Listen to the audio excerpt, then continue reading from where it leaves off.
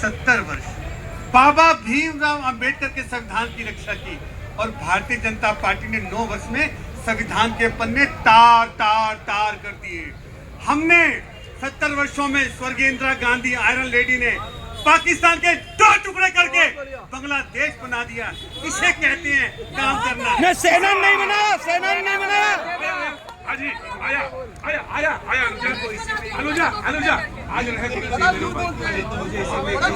मैं आ गया आ रहा भैया, आ रहा हूँ देहरादून आ रहा हूँ।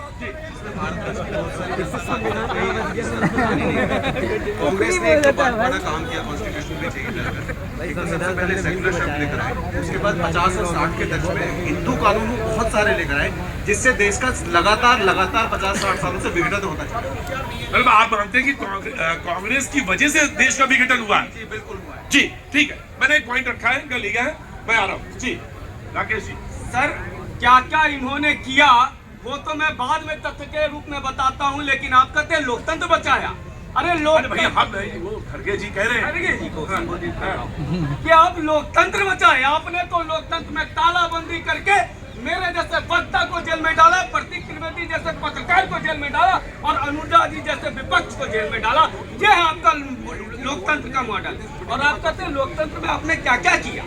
आपने जीप घोटाला करो और उसकी जांच न कराओ, ये आपने इस देश में दिया। आपने क्षेत्रवाद दिया, आपने आतंकवाद दिया, आपने धर्मवाद दिया, आपने जातिवाद दी,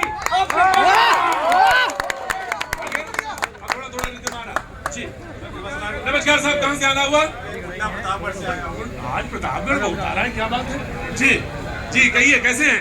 बिल्कुल बढ़िया सर। देखिए अभी जो कांग्रेस ने बताया लोकतंत्र मैंने बचाया हुआ है, मेरा ये कहना है कि कांग्रेस 70 साल तक रही तो उसका टीना फैक्टर काम किया है। टीना फैक्टर मतलब क्या हुआ सर? No alternative. उस समय कोई राजनीतिक पार्टियां नहीं थी, आज कंपटीशन हुआ है। एक बिजनेस में जैसे कंपटीशन होता है, सेम उसी तरीके से पॉलिटिकल पार्टियों में कंपटीशन है।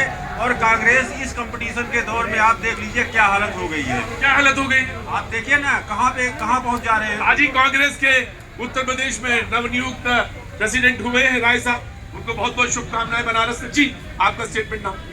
प्रतीक भाई, अमित जी को याद दिला देता हूँ कि गौरी लंकेश के साथ इसी 9 साल में कुछ हुआ। और सिद्दीक कपन जिसने सिर्फ सोचा ही था कि मैं कुछ लिखूंगा, वो कितने दिन जेल में रहा, उस पर जरा इनको बोलिएगा कि प्रकाश डालें। और मेरी बहन ने जो बात की अम्बेडकर जी के बारे में, एक फन फैक्ट बता देता हूँ, आप लोगों को जानना जरूरी है।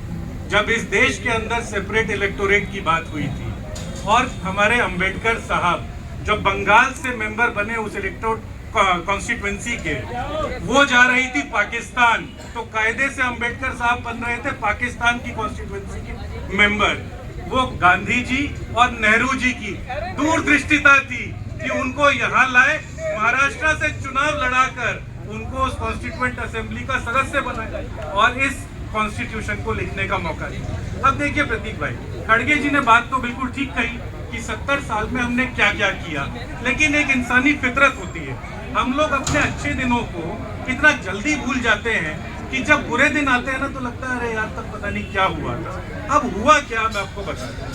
हम लोग एक बड़ा ऐसा कंपैरिजन कर लेते हैं जो सबको समझ आए।